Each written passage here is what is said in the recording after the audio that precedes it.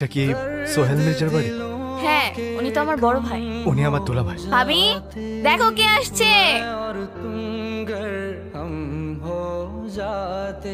জান্নাত, এরা এটা আমার ভাই মান্নাত।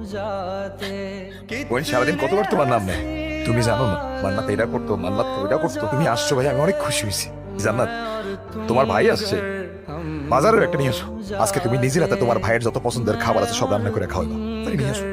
না, মা বলতো ভালো ভাইরা নাকি বোনের শ্বশুর বাড়ি গেলে বোন ডিম ভাজি দিয়ে ভাত খেতে দেয়।